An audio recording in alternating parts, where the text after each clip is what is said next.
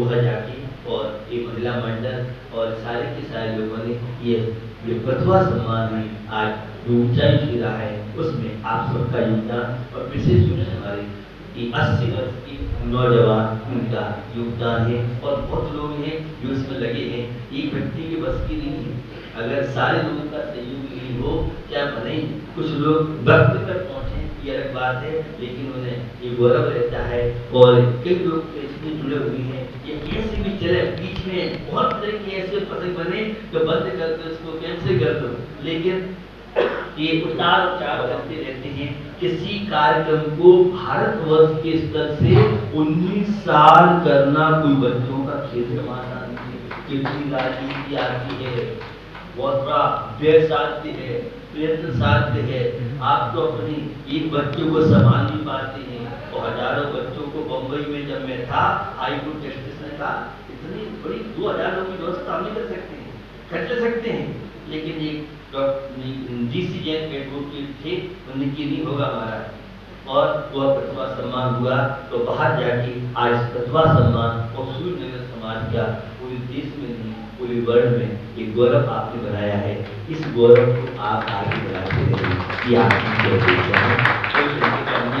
और आज का नियम है शांतनाथ भगवान के नाम से क्योंकि स्थापना दिवस है, अच्छे संकल्प आज हमारा महिला मंडल यहाँ का बहुत जागरूक है और पुरुष भी इस वर्षा योग से बहुत नई लोगों में चेतना आई है। मैं चाहूँगा कि यह जो सामाजिक चेतना है और ज़्यादा बढ़े और कुछ अच्छे संकल्प आपने किस तरह से हमारा समाज आगे बढ़ सके और आगे बढ़ के ये सब आपने कई बार सुना है, पूरे डॉक्टर्स लाखों जैन समाज के डॉक्टर पूरे भारत में हैं, 70,000 जैन एडवोकेट्स पूरे भारत में सेवा कर रहे हैं, 40,000 जैन बैंकर्स अधिकारी कर्मचारी हैं, 40,000 पूरे 5 गवर्नमेंट जैन सीए अपनी सेवाएं दे रही है, लाखों की संख्या में जैन समाज में इंजीनियर हैं। इंजीनियर जो है सोसाइटी उसकी हमारे फकीर मदन लाल जी फकीर जी पद देते रहे बना चाबी गाँव में होता है।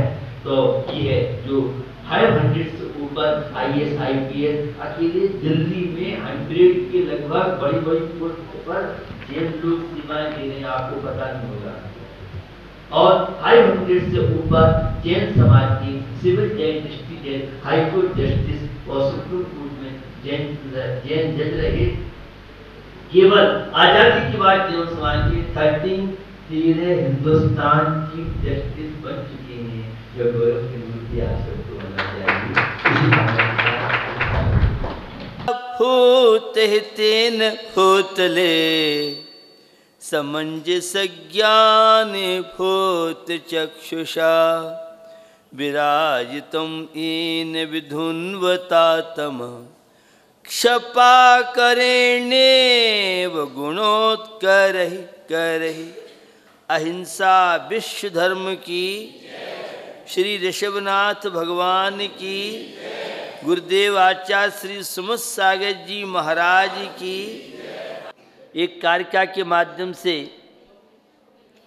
चर्चा को आगे बढ़ाऊं। आत्मा से आप सबका परिचित नहीं है क्योंकि हमेशा आत्मा के साथ आप रहते हैं, क्योंकि आपका तो जड़ से परिचय है, तन से परिचय है, लेकिन इस तन में रहने वाला चैतन्य उसका कोई रूप नहीं है, कोई आकार नहीं है, वह इन चरम चक्षुओं से दिखता नहीं है, केवल अनुभव गम्य है।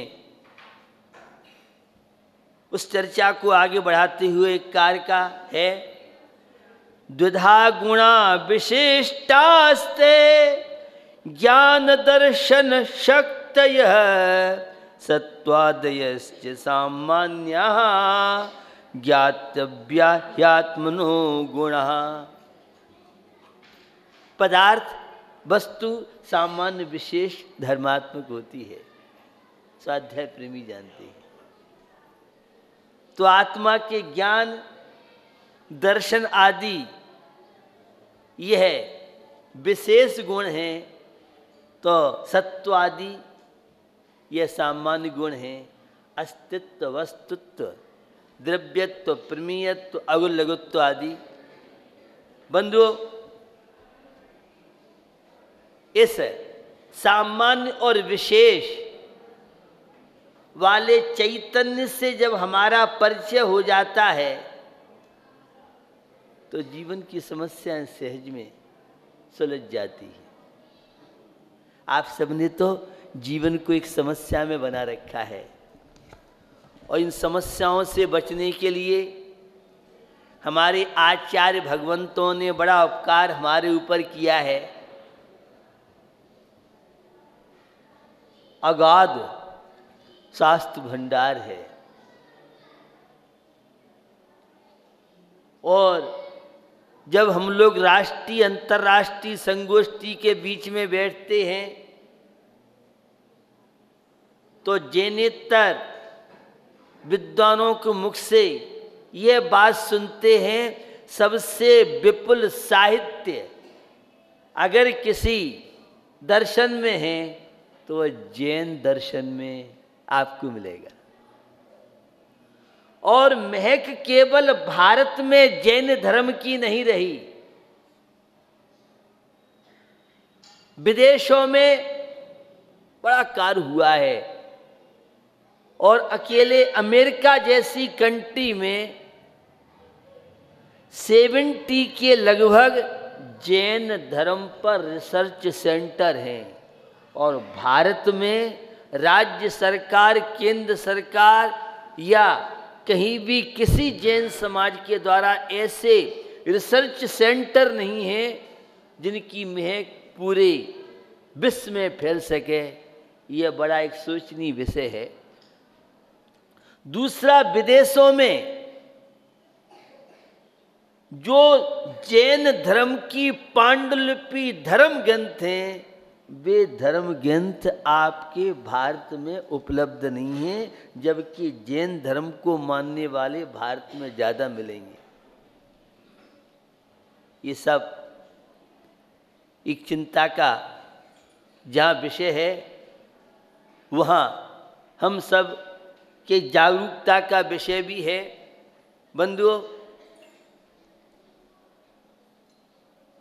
हमारी संस्कृति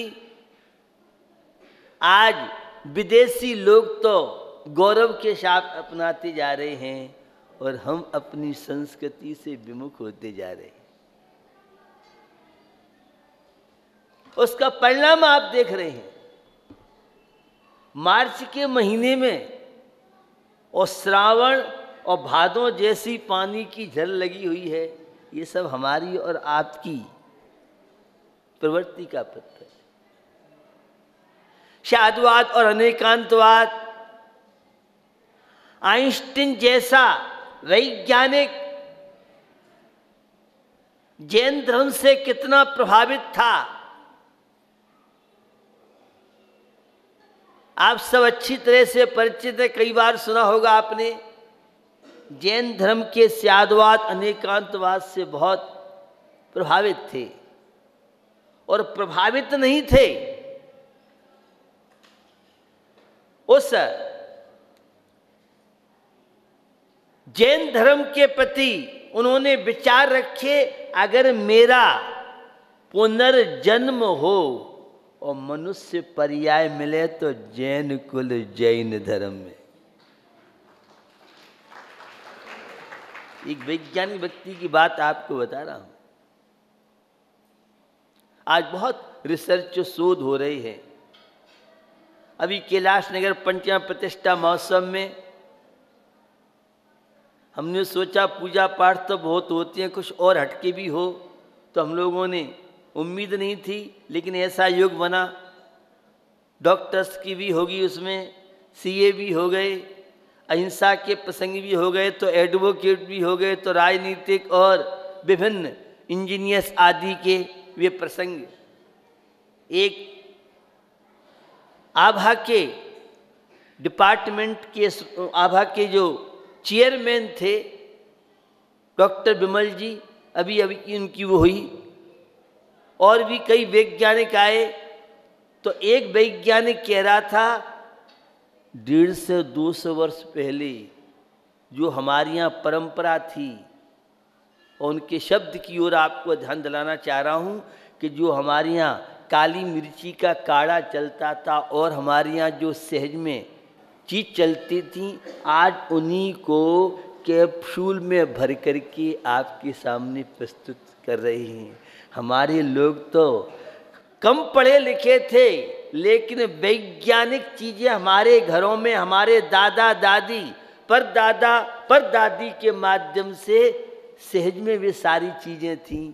आज उन सब चीज़ की रिसर्च होके और वह अब आपके सामने आ रहा है, जिसके बहुत तरह के प्रसंगों की बात नहीं करूँगा। एक एग्जाम्पल ये है कि जिन पेड़ पौधों में जीव जंतु नहीं माने जाते थे, भगवान महावीर ने, ऋषभदेव ने जैन धर्म में तो अनादिकाल से, लेकिन जगदीश चंद्र बसु के द्वारा वह जब रिसर्च सामने आई और उस रिसर्च में वैज्ञानिकों के शोध में जैन साहित्य का बहुत बड़ा योगदान है, लेकिन हम और आप इस धर्म की महिमा मुझे लगता है समझ नहीं पाए। जैन धर्म तो जीवन में जीने की कला है। वर्तमान परिवेश में आप किस तरह से इस बाह्य प्रदूषण से बचने के लिए राज्य सरकार, केंद्र सरकार, संयुक्त राष्ट्र बहुत तरह के प्रयास कर रहा है, लेकिन बंधुओं, हमारा जो अंतरंग प्रदूषण बढ़ रहा है, जो तन को रोगी बनाता है, मन को रोगी बनाता है, परिवार को रोगी बनाता है, समाज को रोगी बनाता है, कई तरह के प्रदूषण फैलने के कारण जो विषमताएं फैलती जा रही हैं, हमारे आचार्यों ने उस क्षमा, मार्दव, आर्जव, शौच जैसे मेडिसिन दिए, आज उनकी बहुत उपयोगिता बढ़ती जा रही है। तो शादवाद और अनेकांतवाद जिससे प्रभावित थे आइंस्टीन जैसे दार्शनिक, आज लोग उलझ रहे हैं, कोई निश्चय ने के चक्कर में तो कोई व्यवहार ने के चक्कर में। आचार्य उमा स्वामी के उस सूत्र की व्याख्या पूजपाद स्वामी ने सर्वा सिद्धि में की। प्रमाण नयई रदिगम, प्रमाण और नय के द्वारा वस्तु तत्व का ज्ञान होता है, और नयों का ज्ञान हो, तत्व का ज्ञान हो, सम्यक दर्शन ज्ञान चारित्राणि मोक्ष मार्गे। अगर ये सम्यक दर्शन हमारे घरों में, रसोई घर में और ऑफिस और दुकान पर पहुंच जाए, जीवन में आ जाए, तो आपको ब्लड प्रेशर की शिकायत नहीं हो सकती है। यह है ऋषभदेव का फतवा, ये हमारे वीतराग प्रभु की देशना का प्रभाव। बीमारी के बहुत तरह के कारण हैं, उन अनेक कारणों में तनाव भी एक कारण है। जब दृष्टि एकांगी बन जाती है, कोई भाग्य को सब कुछ मानता है तो कोई पुरुषार्थ को सब कुछ मानता है। एक पक्ष निमित्त से कार्य की सिद्धि मानता है तो दूसरा उपादान से कार्य की सिद्धि मानता है। लेकिन जब प्रवाचन स्वामी से प्रमेय कमल मार्तंड मिलते हैं तो वे कहते एक कार्य के लिए अनेक कारणों की आवश्यकता है। साधक कारणों का सद्भाव, बाधक कारणों का भाव, यह कार्य की सिद्धि में माध्यम कारण बनता है। ये धार्मिक जितनी चीजें हैं, ये मात्र स्वर्ग और मोक्ष, संबर और निजरा भावों की विशुद्धि मात्र के लिए नहीं है। यह नारकी घरों को, नारकी परिवारों को स्वर्ग में बदलने का एक बहुत बड़ा सॉफ्टवेयर भी कह सकते हैं। आज पारिवारिक जीवन में बहुत तरह की समस्याएं चल रही, और धर्म जो अशांत जीवन को शांत बना दे वह धर्म कहलाता है। और धार्मिक क्रियाएं करने के बाद, धर्मात्मा बनने के बाद भी अगर तनावों की हम शिकार हो रहे हैं, इसका मतलब अभी धर्म के रहस्य को नहीं समझा। निश्चयने से आत्मा में रमण करना धर्म है, तो व्यवहारने से पूजा भक्ति व्रत उपवास सम्यक दृष्टि की शुभ क्रिया को परंपरा से मोक्ष का कारण मानने से हमारे आचार्यों ने उसे धर्म कहा है। तो दोनों ने अपने अपने स्थान पर सत्य हैं। एक गौण एक प्रमुख हुआ करता है। आज नयों के यथार्थ स्वरूप को न समझने के कारण बहुत तरह की स्वाध्याय प्रेमियों में, अध्यात्म प्रेमियों में भ्रांति फैल रही है। तो कोई न झूठा नहीं है, दोनों अपने अपने स्थान पर हैं और यह न हमारे जीवन की बहुत तरह की उलझनों को सुलझा सकते हैं।